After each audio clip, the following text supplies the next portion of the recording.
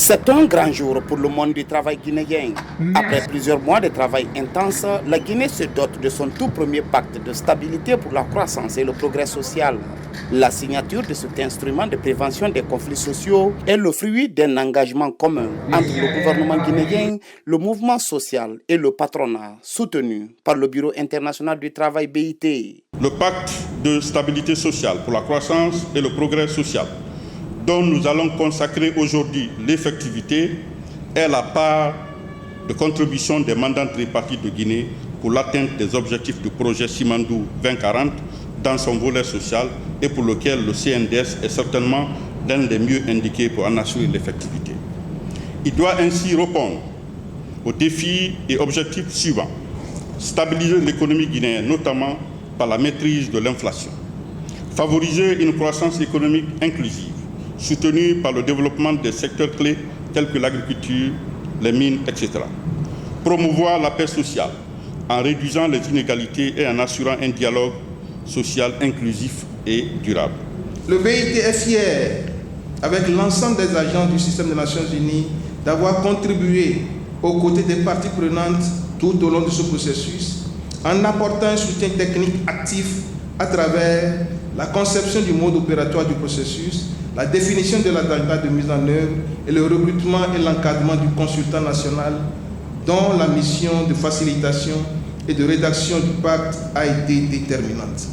Par ce pacte, le ministère du Travail et de la Fonction publique, à travers le Conseil national du dialogue social CNDS, institutionnalise le dialogue comme outil de prévention des conflits. Un document qui reflète l'aspiration de l'ensemble des acteurs du monde du travail. Le pacte est un cadre fédérateur qui comprend un ensemble d'engagements pour lesquels le mouvement syndical guinéen donne son appui en vue de leur réalisation effective, conformément au timing établi au cas par cas.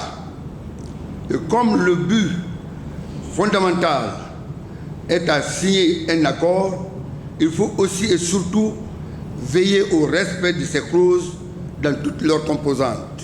Pour ma part, la Confédération générale des entreprises de Guinée voudrait vous assurer de sa pleine disponibilité à contribuer à la réflexion en ce qui concerne les travaux à réaliser.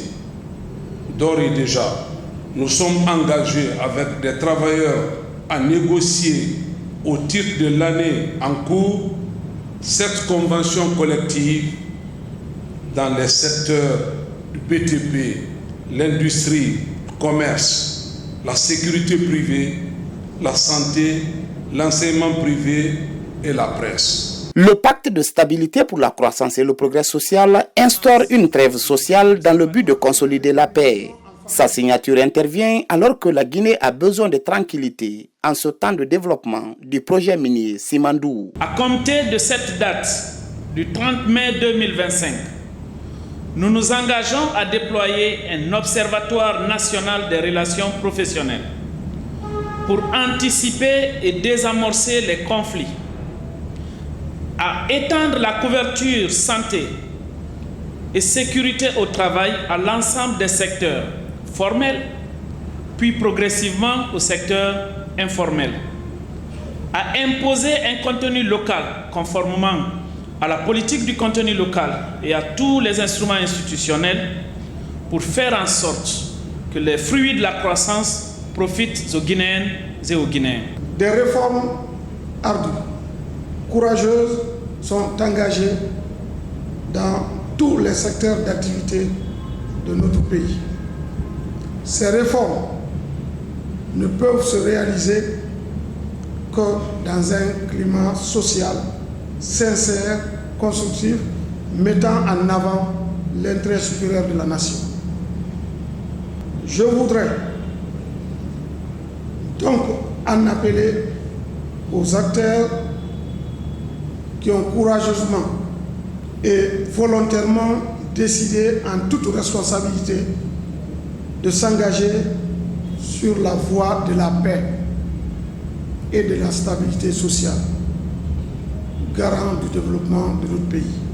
Sous le leadership du président de la République, le général Mamadi Doumbouya, les mandants tripartites guinéens optent pour un environnement de travail plus inclusif et incitatif, gage de progrès et de productivité dans les secteurs publics et privés.